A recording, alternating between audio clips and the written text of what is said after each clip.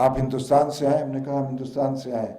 उन्होंने कहा कि राज कपूर का मुल्क। मैं अब राज कपूर का नाम तो सुना था, उन्होंने फिल्मों का जिक्र किया, मैंने कहा हम फिल्म तो नहीं देखते, हाँ राज कपूर के ताल्लुक से हमने ज़रूर अखबारात में वैसे पढ़ा है, तो बहुत खुश हुए। खैर थोड़ी देर के बाद वो सब नौजवान जो थे एक ट्रे में शराब ग्लासेस में लेकर आए और मुफ्ती साहब को, मुझे और उनको यूनुस सलीम साहब को पेश करने की कोशिश की। मुझे इसलिए भी उसको पढ़ने में दिलचस्पी थी क्योंकि मेरा ताल्लुक़ बुखारा से है। मैं उसको अपना वतन तो नहीं कहूँगा, लेकिन मेरा दूसरा वतन वो ज़रूर है कि जहाँ से मेरे जद्द अमजद हज़रत सैयद अब्दुल गफ़ूर शाह बुखारी जो शाह बुखारा के दामाद थे, हिंदुस्तान तशरीफ़ लाए शाहजहाँ के तलब करने पर और जामे मस्जिद के पहले इमाम मुकर्रर हुए। उर्दू के मशहूर व मारूफ सहाफ़ी डॉक्टर मुमताज़ आलम रिजवी की किताब तैमूर के देश में सफ़रनामा उज़्बेकिस्तान के सिलसिले में गालिब एकेडमी बस्ती हज़रत निज़ामुद्दीन में आलमी उर्दू ट्रस्ट के ज़ेर एहतमाम एक इजराई तकरीब का इनकाद किया गया, जिसमें बतौर मेहमान खुसूसी शाही जामा मस्जिद के शाही इमाम मौलाना सैयद अहमद बुखारी के साथ फतेहपुरी शाही जामा मस्जिद के इमाम व खतीब डॉक्टर मुफ्ती मुकर्रम अहमद, मौलाना आज़ाद यूनिवर्सिटी जोधपुर के वाइस चांसलर माहिर इस्लामियात पद्म श्री प्रोफेसर अख्तरुल वासे, इंडिया इस्लामिक कल्चर सेंटर के चेयरमैन सिराजुद्दीन कुरैशी, सहाफ़त के सुतून और साबिक रुकन पार्लियामेंट शाहिद सिद्दीकी, साबिक रुकन पार्लियामेंट और साबिक सफ़ीर हिंद मीम अफजल, साबिक रुकन पार्लियामेंट मोहम्मद सालिम अंसारी, NCPUL के डायरेक्टर शेख अकील अहमद, कांग्रेस अक़लियती शोबे के चेयरमैन नदीम जावेद,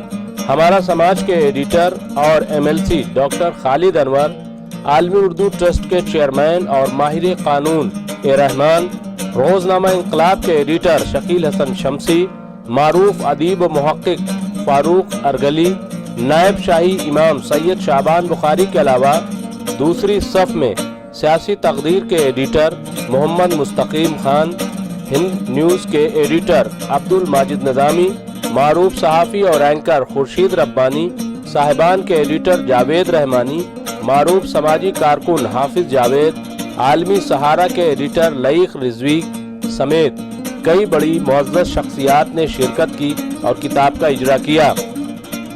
निज़ामत के फ़राइज़ आलमी सूफ़ी फाउंडेशन के चेयरमैन और मारूफ स्कॉलर डॉक्टर हफीज़ुर रहमान ने अंजाम दिए। तकरीब का आगाज़ मुसव्विर आलम रिजवी की तिलावत कुरान करीम से हुआ। औज़ु बिल्लाहि मिनश शैतानिर रजीम, बिस्मिल्लाहिर रहमानिर रहीम, अल्हम्दुलिल्लाहि रब्बिल आलमीन, अर्रहमानिर रहीम, मालिकि यौमिद्दीन, इय्याका नअबुदु व इय्याका नस्तईन, इहदिना सिरातल मुस्तकीम, सिरातल लज़ीना अनअमता अलैहिम, गैरिल मग़दूबि अलैहिम वलज़्ज़ालिन।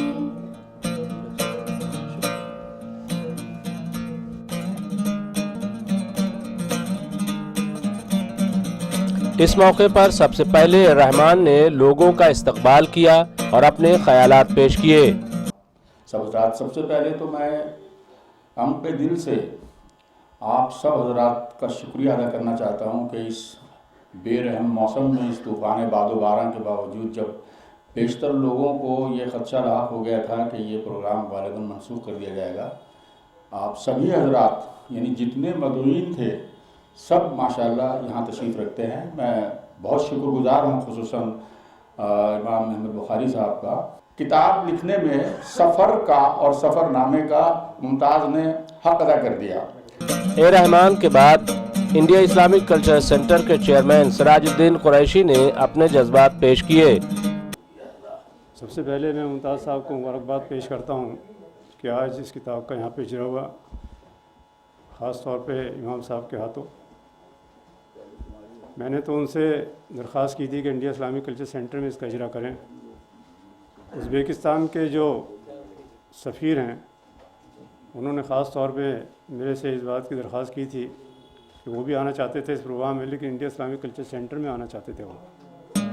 सिराजुद्दीन कुरैशी के बाद शाहिद सिद्दीकी ने किताब और उज़्बेकिस्तान के हवाले से गुफ्तगू की।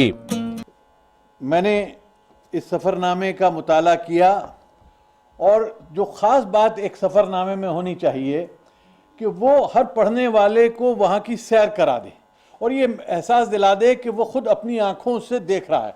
यानी सफ़रनामा सिर्फ तहरीर नहीं होता, सफ़रनामा तस्वीर होता है। तो तस्वीर जो है वो इस सफ़रनामे में मिलती है मुझे मुमताज़ मियाँ के, और इसके लिए मैं इनको बहुत मुबारकबाद देता हूँ, क्योंकि हम लोगों के यहाँ उर्दू में बड़े तवील सिलसिला है सफ़रनामों का।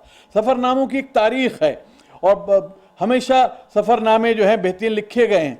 मुझे भी मौका मिला था उज़्बेकिस्तान जाने का, लेकिन काफ़ी अरसा पहले, और उस वक्त जाके मैंने उस वक्त भी महसूस किया था कि उज़्बेकिस्तान में जो आज हमारी तहज़ीब है, जिसे हम हिंदुस्तानी मुसलमान की तहज़ीब कहते हैं, वो अगर सबसे ज़्यादा करीब है किसी एक इलाके के तो वो उज़्बेकिस्तान है। यानी समरकंद व बुखारा और ताशकंद का जो इलाका है, जो आपके यहाँ ज़ुबान यानी वही रोटी, वही मोहल्ला, वही बाजी, वही आपा, वही तमाम चीज़ें जो आप कहते हैं बोलते हैं, वो आपको वहाँ मिलती हैं उज़्बेकिस्तान में। शाहिद सिद्दीकी के बाद मीम अफजल ने अपने ख्यालात का इजहार किया। बहुत बहुत शुक्रिया मोहतरम शाहिद सिद्दीकी साहब। सहाफ़ी और एक टीचर की नज़र कहाँ तक जाती है, मैं ये समझ रहा था कि जिस खत्ते का ज़िक्र है ज़ाहिर है वहाँ पर पर्शियन बोली जाती है और मैं ख़ुद एक पर्शियन का तालिब इल्म हूँ, लेकिन शाहिद सिद्दीकी साहब की गुफ्तगू सुनने के बाद ये ऐसा लगा कि उनकी नज़र उमर ख़य्याम से लेकर और बाबर तक इस हवाले से कितनी गहरी है। जिस तरह फ़ारसी के अलावा दीगर लोग बहुत कम जानते हैं दूसरे इलाक़ों के कि बाबर एक शायर और अदीब था कितना बड़ा, इसी तरह ये बात भी लोग बहुत कम जानते हैं कि महमूद गजनवी रूलर के साथ साथ फ़ुक़ाए अनाफ़ में उसका शुमार किया गया है। फ़ारसी की एक फ़ुक़ाए अनाफ़ की तारीख़ है जवाहिर मज़िया, जिसमें उन्हें फ़ुक़ाए अनाफ़ में शुमार किया गया है।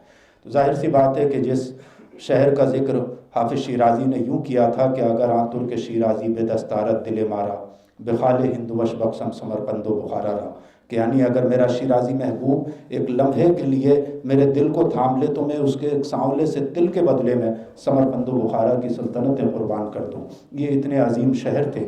तो बाबर ने उनसे कहा कि मैंने इतनी मुश्किल से फ़तह किया है और तुम एक तिल के बदले में दे देना चाहते हो।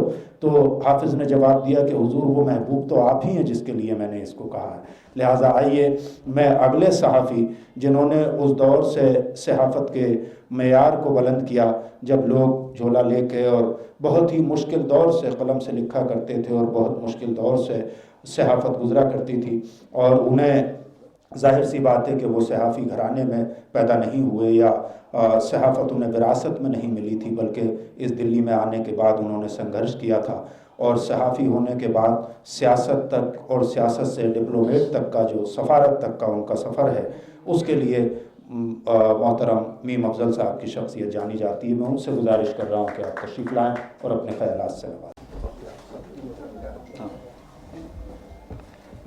मुअज़्ज़िज़ मेहमानान, चूँकि वक्त कम है, मैं सबके नाम जान करके इसलिए नहीं ले रहा कि कुछ वक्त निकल आए। उनका आना ही यहाँ पर बहुत बड़ा एज़ाज़ है और उनके साथ बैठना भी हम लोगों के लिए एक एज़ाज़ है। मैं सबसे पहले मुबारकबाद देता हूँ मुमताज़ साहब को कि उन्होंने ये सफ़रनामा लिखा। इसके कुछ हिस्से जो पहले छपे हैं वो मैं पढ़ चुका था, लेकिन यकीनन काफ़ी पुरानी बात हो गई, मुझे वो याद भी नहीं है। किताब मैंने इसलिए चूँकि पढ़ी नहीं है तो मैं किताब पर कोई ख़ास बात तो नहीं कर पाऊँगा। बाद में ज़रूरत महसूस होगी तो किसी मौके पर पढ़ने के बाद ही कुछ कह पाऊँगा। मीम अफजल के बाद NCPUL के डायरेक्टर शेख अकील अहमद ने अपने ख्यालात पेश किए। सबसे पहले तो मैं डॉक्टर मुमताज़ अहमद रिज़वी साहब, मुमताज़ आलम रिज़वी साहब को मुबारकबाद पेश करना चाहता हूँ कि उन्होंने बेहद अहम सफ़रनामा उज़्बेकिस्तान, तैमूर के देश में सफ़रनामा उज़्बेकिस्तान मंज़र आम पे लाए हैं और मैं उनको दोबारा मुबारकबाद देना चाहता हूँ کہ وہ ایک بے حد محبوب شخصیت کے مالک ہیں کہ ان کی محبت میں بڑی بڑی شخصیتیں موسم کی ستم ظریفی کے باوجود یہاں تشریف فرما ہیں۔ خواتین و حضرات، ممتاز عالم صاحب ایک بڑے صحافی ہیں اور صحافت میں ان کا بڑا کارنامہ ہے، لیکن میرے نزدیک وہ میرے چھوٹے بھائی ہیں۔ ہم دونوں نے ایک ہی یونیورسٹی سے تعلیم حاصل کی ہے اور میں ان کو اس وقت سے جانتا ہوں جب وہ دلی یونیورسٹی میں ایک طالب علم تھے۔ مجھ سے پہلے جن مقررین نے تقریر کی اور انہوں نے بتایا کہ سفرنامہ ازبکستان میں انہوں نے ایسے اس کتاب کو لکھی ہے کہ ایسا معلوم ہوتا ہے کہ ازبکستان ہماری نظروں کے سامنے ہے، اور وہ یہ کہنا چاہتے ہیں کہ اس میں انہوں نے ازبکستان کی پوری تصویر کشی کر دی ہے۔ تو ظاہر سی بات ہے کہ سفرنامہ کے اندر تو یہ باتیں ہوتی ہی ہیں، لیکن اس بات کے لیے اس کتاب کی اہمیت نہیں ہے۔ اس کتاب کی اہمیت اس لیے ہے کہ انہوں نے ازبکستان کی پوری تاریخ، وہاں کی پوری تہذیب، وہاں کے تمدن کا بھی انہوں نے ذکر کیا ہے، اور جب اس کتاب کو ہم پڑھتے ہیں تو ایسا محسوس ہوتا ہے کہ ہم اس زمانے میں پہنچ گئے ہیں کہ جس زمانے میں تیمور نام کا کوئی شخص وہاں رہتا تھا۔ وہاں کی پوری تاریخ ہمارے سامنے آ جاتی ہے۔ شیخ عقیل احمد کے بعد مفتی مکرم احمد نے اپنے خیالات پیش کیے اور تاریخی پس منظر میں گفتگو کی۔ حضرات، آج کے اس دور میں جہاں ہر چھوٹی سی بستی میں اگر کوئی مکتب ہوتا ہے تو اس میں پڑھانے والا چاہے ایک ہی کیوں نہ ہو، اس کے نام کے ساتھ صدر المدرسین یا مفتی کا لفظ لگا ہوتا ہے۔ ہر مسجد میں یا تو ادارہ قائم کرنا یا ہر ادارے کے ساتھ الگ مسجد قائم کرنا، یہ ایک طرح سے فیشن بن گیا ہے۔ ایک دوسرے کی ترقی کو ایکسیپٹ کرنا یا اسے دیکھنا یہ بہت مشکل ہو گیا ہے۔ ایسے میں ہندوستان کا سب سے عظیم شہر جسے ہم دہلی کہتے ہیں، اس کی جہاں بہت ساری خصوصیات ہیں، وہاں ایک بڑی خصوصیات یہ ہے میری معلومات کے مطابق کہ جب سے شاہی جامع مسجد دہلی شاہجہانی مسجد اور شاہی جامع مسجد فتح پوری قائم ہوئی ہیں، اس وقت سے لے کے آج تک فتح پوری مسجد میں ایک ادارہ بھی چلتا ہے۔ جامع مسجد نے اپنے وقار کو زندہ رکھا، کوئی دوسرا ادارہ یا ایسا کام نہیں کیا جو فتح پوری مسجد کا خاصہ تھی، اور فتح پوری مسجد نے کوئی ایسا کام نہیں کیا جو جامع مسجد کا خاصہ تھا۔ ہم یہ دیکھتے ہیں کہ اسلام میں جہاں 3 بڑے عہدے ہیں، امام کا، مفتی کا، قضات کا، وہاں ہم شروع سے اس بات کو دیکھتے ہیں کہ چاند کے مسئلے میں امام صاحب کی اپیل پورے ہندوستان میں سب سے بڑی اپیل مانی جاتی ہے۔ تمام ادارے کچھ بھی کہتے رہیں، کوئی کچھ کہتا ہے کوئی کچھ کہتا ہے، 2 عیدیں ہوتی ہیں لیکن اکثریت کی عید امام صاحب کے ساتھ ہوتی ہے، اور امام صاحب وہ فیصلہ اکثر مفتی صاحب سے مشورے کے ساتھ کرتے ہیں۔ لہٰذا مفتی شہر کی حیثیت اکثر فتح پوری جامع مسجد کے امام کی رہی ہے، اور امام شہر کی حیثیت یا امام ہند کی حیثیت اکثر شاہجہانی مسجد کے امام کی رہی ہے۔ آج دونوں شخصیتیں، امام بھی اور مفتی بھی، جنہیں آج کے زمانے میں صحیح معنی میں چیف امام یا امام جمہور یا شاہی امام اور چیف مفتی اگر ہندوستان کا ہونے کا ارسپیکٹو آف مسلک اگر کسی کو حاصل ہے تو شاید وہ یہی 2 عظیم شخصیات ہیں۔ میں بڑے ادب اور احترام کے ساتھ حضرت مولانا مفتی ڈاکٹر مکرم احمد صاحب، شاہی امام و خطیب شاہی مسجد فتح پوری سے گزارش کر رہا ہوں کہ وہ تشریف لائیں اور اپنے خیالات سے نوازیں۔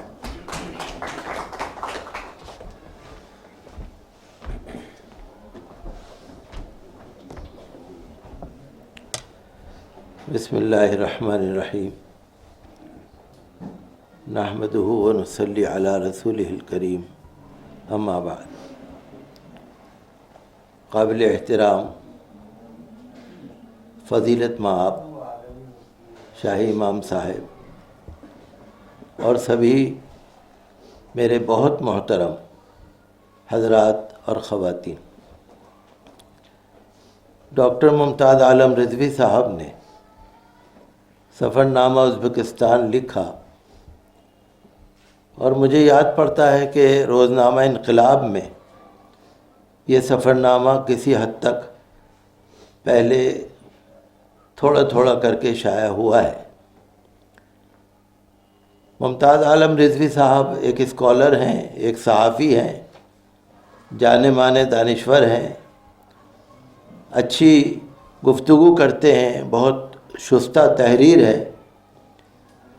मैंने जस्ता जस्ता इसको पढ़ा तो बहुत अच्छी कोशिश की है कि सफ़रनामे में इन्होंने जितनी इसकी खूबियाँ हो सकती थी, हालांकि जो आज समरकंद व बुखारा जिसको उज़्बेकिस्तान मुल्क के सामने मुल्क के नाम से जाना जाता है, इतनी खूबियाँ हैं वहाँ, रूहानी, इल्मी, साइंसी, तहज़ीब व सक़ाफ़त, यूँ समझिए कि उम्मत का एक मरकज़ हर एतबार से समरकंद व बुखारा रहा। और मुझ जैसे कम इल्म के लिए या किसी के लिए भी ये बहुत मुश्किल है कि वहाँ की जो खुसूसियात हैं वो बयान कर सके। मैं ज़्यादा वक्त नहीं लूँगा, सभी हजरात इंशाअल्लाह कुछ न कुछ इरशाद फरमाएंगे। मैं बहुत बहुत मुबारकबाद देता हूँ डॉक्टर मुमताज़ आलम रिज़वी साहब को, और इंशाअल्लाह इसको मैं बहुत मोहब्बत और शौक़ से पढ़ूँगा। मेरी भी ख्वाहिश थी कि उज़्बेकिस्तान जाने की, लेकिन इत्तेफाक रहा कि ताजिकिस्तान जाना हुआ और उज़्बेकिस्तान के कुछ हिस्से में कुछ मालूमात हासिल हो सकी, लेकिन उस वक्त नहीं था तो नहीं जा सके। लेकिन हज़रत शेख बहाउद्दीन नक्शबंद जो नक्शबंदी सिलसिले के इमाम हैं, जो शहंशाह नक्शबंद कहा जाता है, क़स्र आरिफान में जिनका आलिशान मज़ार शरीफ है, और हमारे मुहद्दिस कबीर कहिए बुखारी साहब, और जितने भी रूहानी बुज़ुर्ग, इल्मी बुज़ुर्ग हमारे गुज़रे हैं, वो मुक़द्दस सरज़मीन हैं। और अल्लाह ताला करे कि हम उन जैसे नेक बने और जो कुछ हमें उन बुज़ुर्गों से मिला है हम उस पर कायम रहें। शुक्रिया। मुफ्ती मुकर्रम अहमद के बाद डॉक्टर खालिद अरवर ने किताब पर रोशनी डाली और अपने ख्यालात पेश किए। मुझे मुमताज़ आलम रिज़वी साहब के साथ काम करने का शर्फ हासिल है। मैंने इनके साथ काम किया है। अभी 3-4 दिनों पहले इन्होंने अपनी किताब मुझे दी, तैमूर के देश में सफ़रनामा उज़्बेकिस्तान। मैंने इस किताब को बेंगलोर जाते हुए तकरीबन आधी किताब मैंने पढ़ डाली।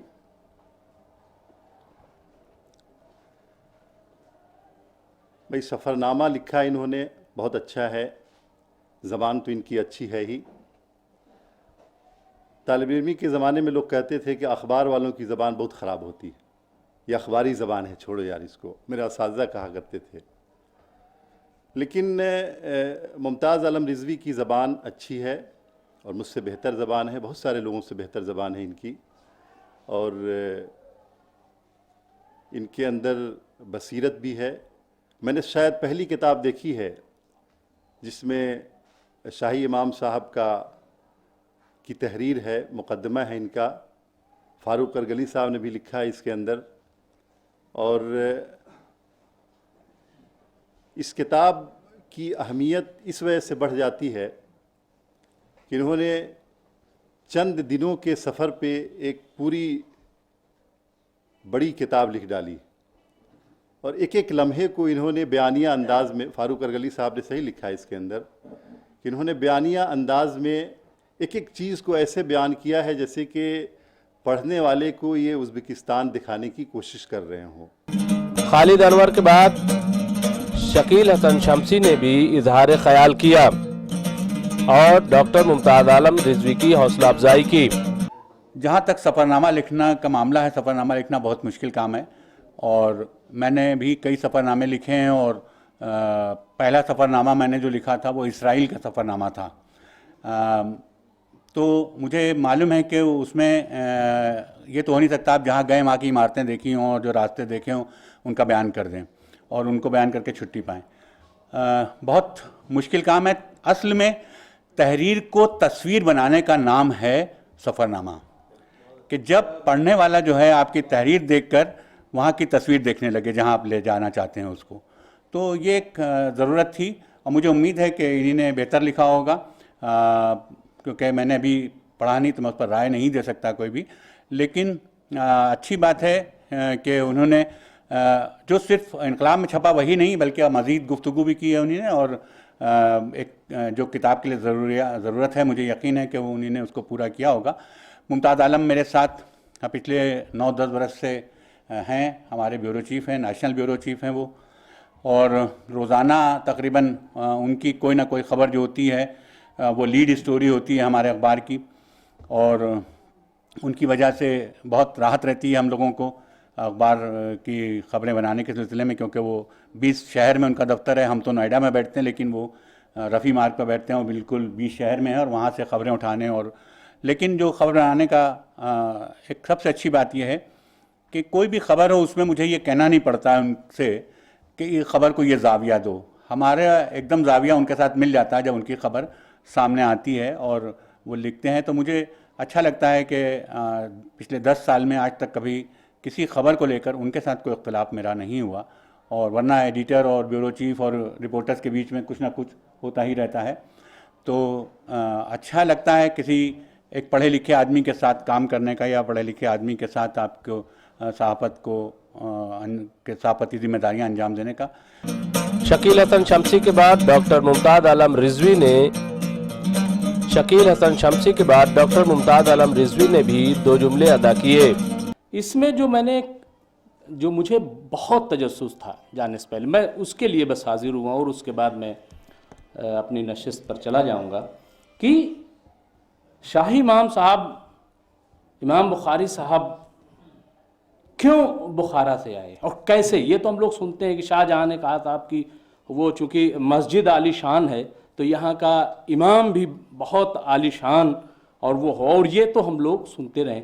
14वीं नस्लें भी हमने सुनी कि यहाँ पे शाहबान बुखारी साहब तशरीफ़ फरमा है कि ये हैं, लेकिन इसके बावजूद आखिर वो कहाँ से आए थे, इनके अजदाद वहाँ कहाँ के थे, और ये मैंने वहाँ पे तहकीक की। और जैसा कि कहा कि मैं और इसमें चाहूँगा मुस्तक़बिल में कि और भी लिखूँ। लिखने के लिए मैंने कहा कि वहाँ पे एक ज़र्रे पे अगर मैं लिखना चाहूँ तो इससे बड़ी किताब लिख सकता हूँ, इतना वहाँ पे मवाद है। लेकिन वो काम मैंने काफ़ी हद तक किया, और मैंने इमाम साहब के जो अजदाद हैं और कैसे वहाँ से कैसे राब्ता ख़त व किताबत हुई वो इसमें मैंने काफ़ी हद तक पेश करने की कोशिश की। मुझे नहीं इल्म की मैंने कितना हक़ अदा किया, और 3 अइम्मा का ख़ास तौर से।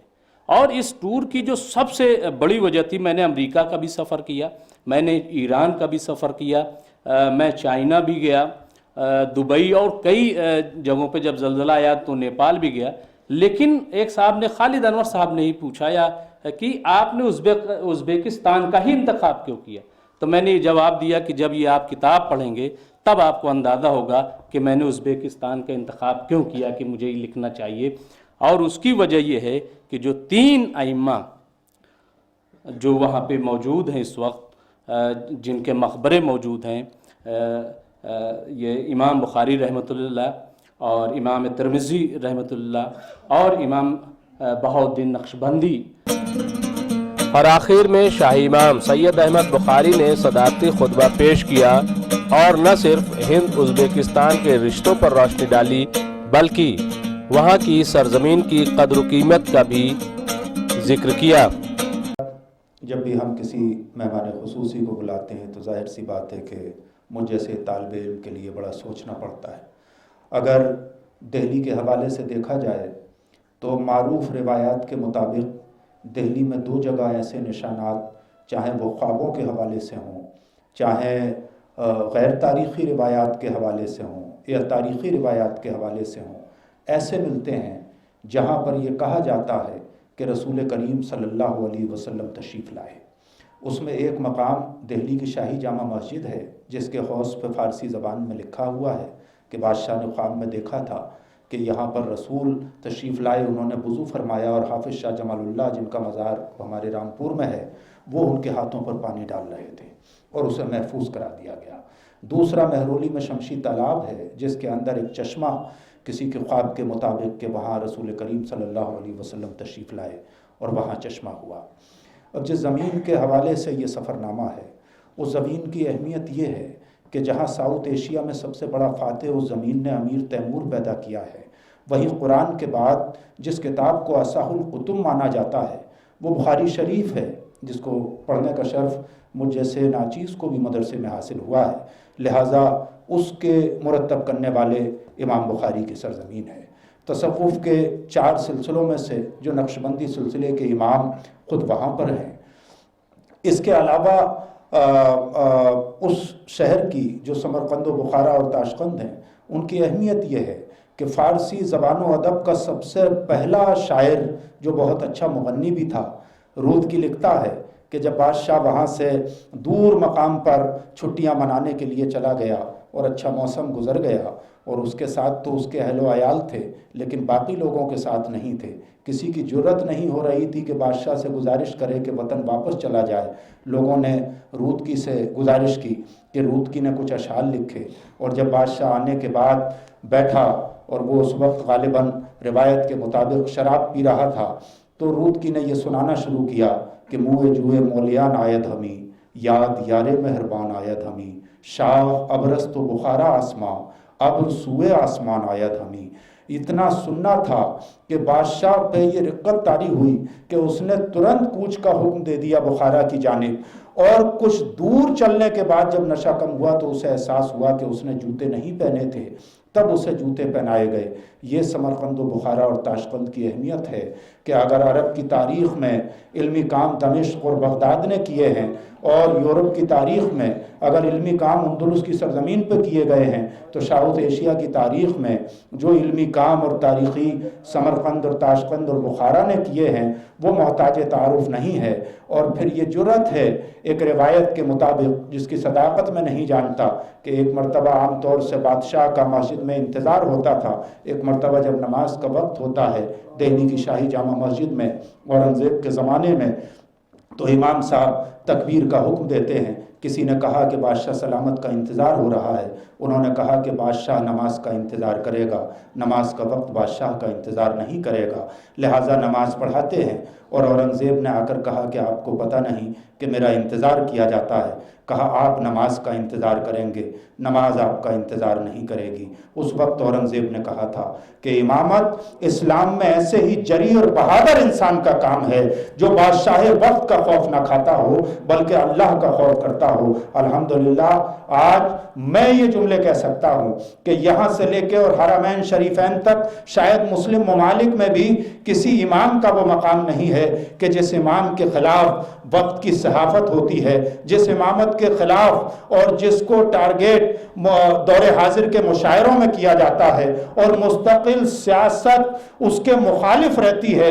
ان تینوں مخالفتوں کے باوجود بھی اگر عوام کی اکثریت کسی کی آواز پہ لبیک کہتی ہے اور عوام کے زخموں پہ نمک چھڑکنے کے بجائے کوئی مرہم لگانے کا کام کرتا ہے تو وہ شاہی جامع مسجد کے شاہی امام و خطیب، اس سے پہلے ان کے والد بزرگوار رحمت اللہ علیہ بھی، اور وہ بھی وہی کہا ہے جو محسوس کر لیا ہے دوست، میری بیاض میں حوروں کے واقعات نہیں۔ میں بڑے ادب اور احترام کے ساتھ آج کے مہمان خصوصی عالی جناب محترم سید احمد بخاری صاحب سے گزارش کر رہا ہوں کہ یہ سفر نامہ آپ کے دل کے بھی قریب ہے اور آپ کی روح کے بھی قریب ہے، لہٰذا یہ آپ کا حق ہے کہ آپ اپنے چند جملوں سے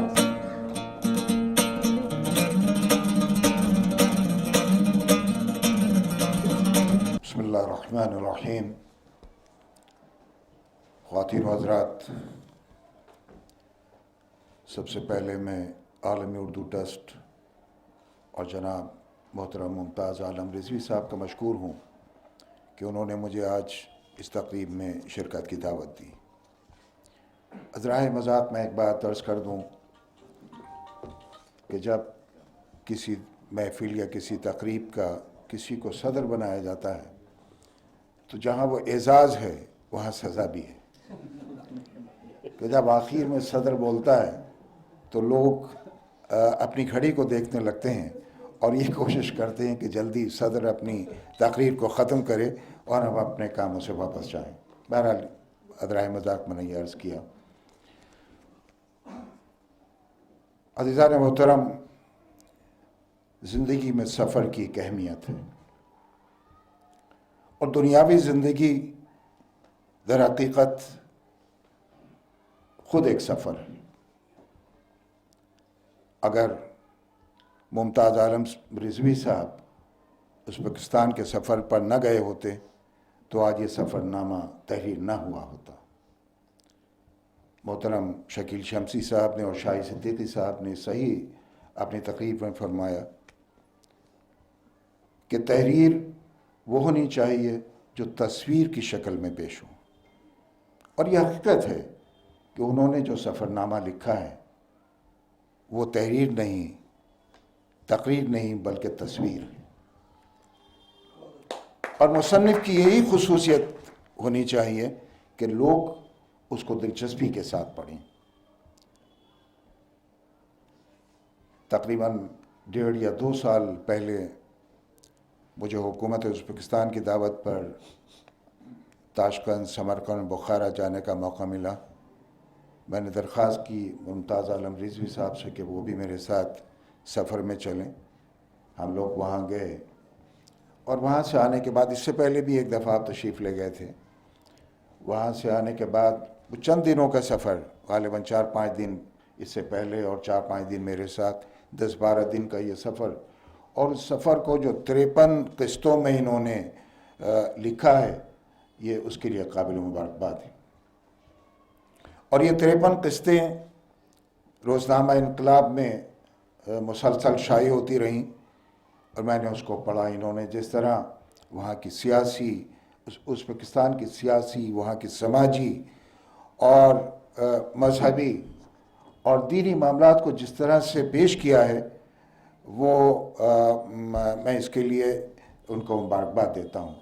ख़ासकर सियाहती मकामात, मजहबी मकामात, उलमाए किराम, औलियाए किराम का तज़किरा, और ख़ासकर हज़रत इमाम बुखारी रहमहुल्लाह, बहाउद्दीन नक्शबंदी रहमहुल्लाह, इमाम तिरमिज़ी, ये तमाम बुज़ुर्गान दीन जो वहाँ पर मदफून हैं, उसका ज़िक्र करना तफसील के साथ। मैं बहुत पढ़ चुका हूँ, लेकिन बहुत सारे लोगों के लिए मैं समझता हूँ कि उनकी मालूमात में इजाफ़ा है। हज़रत इमाम बुखारी वो शख्सियत हैं, वो मुहद्दिस हैं कि जिनको 5 लाख अहादीस जिन ज़हन नशीन थी, और ये दुनिया के मुसलमानों के लिए एक एजाज़ है कि उन्होंने 5 लाख अहादीस बुखारी शरीफ की शक्ल में लिखी और हम सब उससे मुस्तफ़ीज़ हुए। मैंने उन 53 किस्तों को लगातार पढ़ा जब रोज़नामा इनकलाब में वो शाये होती रही। ग़ालिबन 2, 3 या 4 किस्तें मैं नहीं पढ़ पाया। मुझे इसलिए भी उसको पढ़ने में दिलचस्पी थी क्योंकि मेरा ताल्लुक़ बुखारा से है। मैं उसको अपना वतन तो नहीं कहूँगा, लेकिन मेरा दूसरा वतन वो ज़रूर है कि जहाँ से मेरे जद्द अमजद हज़रत सैयद अब्दुल गफ़ूर शाह बुखारी, जो शाह बुखारा के दामाद थे, हिंदुस्तान तशरीफ़ लाए शाहजहाँ के तलब करने पर और जामे मस्जिद के पहले इमाम मुकर्रर हुए। इन्होंने अपनी किताब में और भी बहुत चीज़ों का जिक्र किया है, और वो चीज़ें कि जो अब तक मेरे इल्म में नहीं थी, मुझे मेरी मालूमात में इजाफ़ा हुआ इस किताब को पढ़ने के बाद। मैं समझता हूँ कि मक्कतुल मुकर्रमा, मदीना मुनव्वरा और बैतुल मुक़द्दस के बाद अगर कोई जगह ऐसी है कि जहाँ جانے کے بعد دل خوش ہوتا ہے، مطمئن ہوتا ہے، جہاں روحانیت نظر آتی ہے وہ بخارا ہے، وہ سمرقند۔ میں دنیا کے ملکوں میں گیا ہوں، دنیا کے ممالک میں گیا ہوں، اور جاتا ہوں اور 2-3 دن رکا کسی میٹنگ میں، کسی کانفرنس میں، اور واپس آ گیا۔ لیکن بخارا وہ سرزمین ہے، سمرقند وہ سرزمین ہے کہ جہاں جانے کے بعد میرا دل یہ چاہتا تھا اور چاہتا ہے کہ میں وہاں جاؤں اور بار بار جاؤں اور زیادہ دن وہاں پر رکوں۔ میں یہ کہوں گا کہ اگر آپ کو بھی موقع ملے تو ضرور آپ تاشقند، سمرقند اور بخارا کا سفر کریں۔ آپ کو ایک عجیب سکون وہاں پر ملے گا۔ لوگوں کو علم نہیں ہے۔ حکومت ازبکستان نے مجھ سے گفتگو کی اور یہ چاہا کہ بھئی ہندوستان سے کافی لوگ وہاں پر جائیں، بڑی تعداد میں جائیں، ٹورزم کو بڑھاوا ملے۔